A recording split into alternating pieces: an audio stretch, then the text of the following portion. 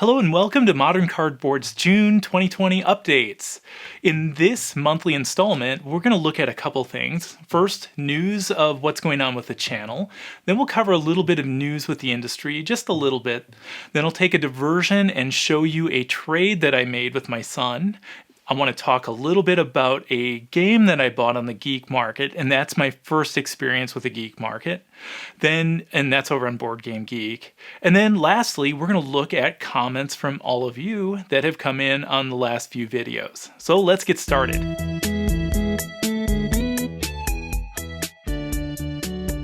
So what's coming up for videos on Modern Cardboard? Well, I'm going to take just a brief pause from Mage Knight. I have one more video to do with Mage Knight that covers end of the round, resting and healing, things like how banners work, and a lot of other little loose ends. That'll finish up the majority of Mage Knight.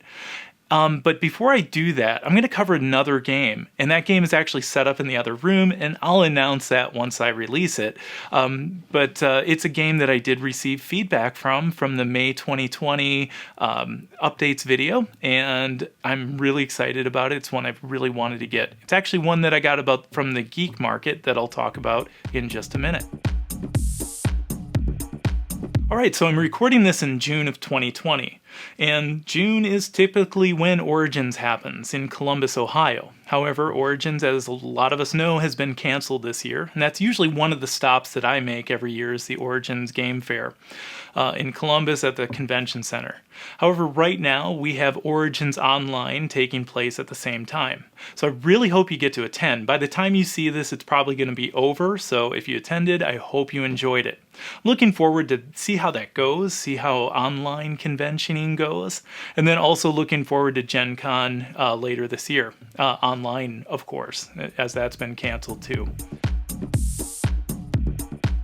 So I got some new games, and I got these in a trade with my son. So my youngest son is going to college, and he says, "Dad, I really want your N64 games for Nintendo." And I said, "Well, what are you thinking about?" And he said, "How about we make a trade for your N64 collection for a lot of my board games?" And I said, "Well, that could be good, but aren't you going to miss your games?" And he said, "Well, really, it's just the shelf that's changing. If you play them, I know I'll get to play with you." And I said, "Okay, fair enough." So we made the trade, and I traded my N64 games, and I got my son's board games. So these are officially mine.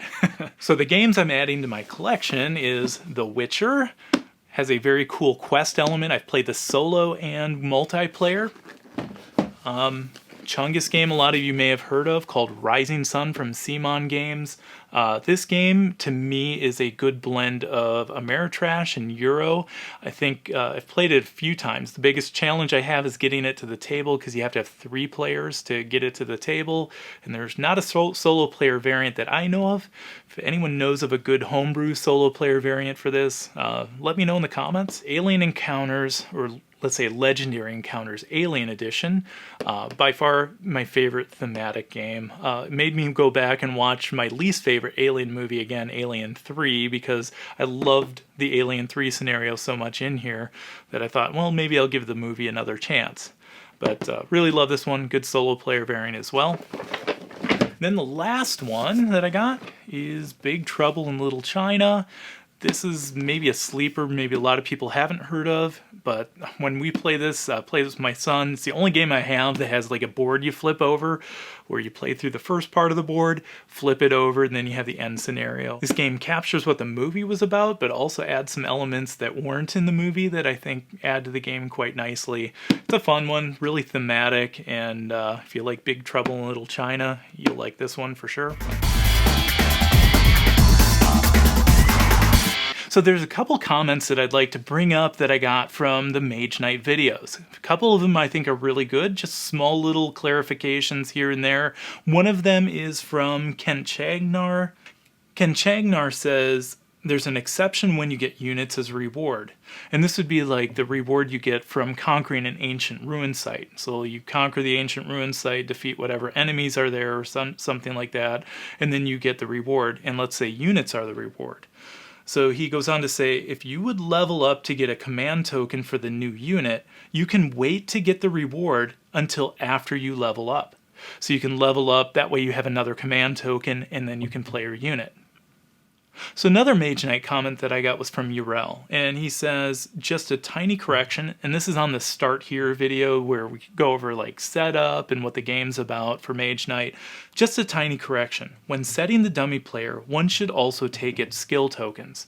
And so I did make that correction in like the movement and influence video. I just corrected that right away and said, hey, if you haven't already, I missed this in the first one, place your skill tokens next to the dummy player. So thank you for that comment as well. So I'd like to give a shout out to Rob's Gaming Table. If you haven't checked them out already, they have about, at least the last time I saw, about 4 playthrough videos of different scenarios from Mage Knight. And I put the link to those playthroughs down in the description. Really highly recommend checking those out because it shows a lot of the things that we talk about in like the Start Here video, the combat video, the influence and movement video, and really shows, you know, how that works in the game. I give a lot of examples in the video, but I think it's really good to see a playthrough, and they do a really good job of seeing that, where you can see it up close and personal, and they kind of talk through why they're making some of the decisions they make, both Rob and Mel do. So check it out if you haven't already. So the game that I got that I'm going to do the next couple videos on is a game that I bought from the Geek Market on Board Game Geek. And I really have to say the experience there was phenomenal in the Geek Market. One thing that I didn't do correctly, or I made a couple mistakes because it was my first time using it, that I'm just going to pass along, is that when I was looking at the Geek Market, I went to Board Game Geek and was looking at the game profile, the main profile page for the game, and I scrolled down just to see where this game was available, and then I saw that there's one copy on the Geek Market that's available. And so I click on it, and I got so excited, I just said add to cart and buy. And then after I did that, I'm like, oh my gosh, did I check this seller's rating, or is there feedback? I don't really know how this works. I'm used to eBay and I know how that works, and I usually go through the seller's feedback. And so I kind of got a little nervous. I saw that this user was a patron to Board Game Geek for like the last 5 years, and so then I was like, well, that makes this person pretty credible, most likely. And then I read a little bit on Geek Market and found that there is a way that you can check feedback. It's pretty easy. Go to Geek Market and you check, there's like a little bubble next to the name of the seller, and you click on that in Geek Market and you can see all the feedback that they got, similar to eBay. And so once I did that, you know, I was pretty relieved. It worked really smooth. After I purchased, the seller just said, hey, pay on PayPal. Went to PayPal and paid, and next thing I know, it says, hey, this will be in the mail tomorrow. Should get it later in the week, and it worked out great. So the things that I like about using Geek Market, and I think I'll continue to do that. I haven't bought a lot of used games in my life, but the thing is, if I'm going to buy a board game, I'm going to go to Geek Market versus eBay, because Geek Market, at least you're buying games most likely from gamers, and then they know the importance of something like, I'm missing a card. They know how important it is to have all the cards, or all the pieces, all the meeples, etc. If you buy something from eBay, you might be buying it from a seller who picked it up from someone else and does not understand that importance. They might say, looks good, I'm going to sell it for $60, and you end up buying it and find out there's 4 missing pieces that are really critical to the game. So if you haven't tried it, I would suggest using Geek Market. I'll use it in the future. I'm excited about it. Excited about my experience there, so it worked out really well. All right, so I'd be interested in any of your feedback on experiences you've had with the Geek Market on Board Game Geek, and then also any feedback you have for the channel, what videos you might want to see in the future. I'm always open to that, even though we've got some really good suggestions.